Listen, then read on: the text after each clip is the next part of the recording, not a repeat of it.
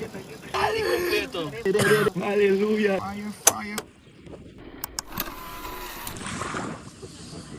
Bom dia. Vamos a blessings. Um dia mais talmidim. Vamos a mainta. Vamos a na água aqui dia mais para bautizar Kerian. Sabe, eles têm Kerian. Kerian, vou contar nos que passa e como decidir de bautizar e depois que passa de bautizar. Então tá hanya señalan o então punto mi mesa tem hobby pergunta pero sin contestan como então hace razón e me dá a Deus que sabe tipo señalan a kita tanto después de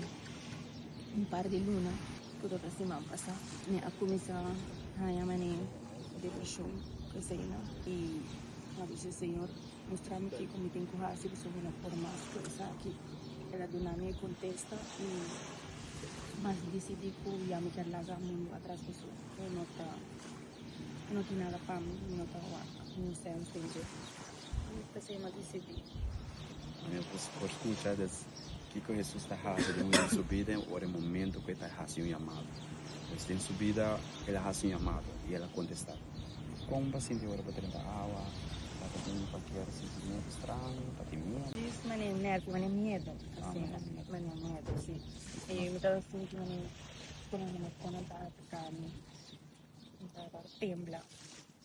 depois vai ter água como bile senti mané full novo mané uma cabinasse eu não feeling happy doce não estava sentindo nada de imposto mas estava assim sentindo full happy doce feeling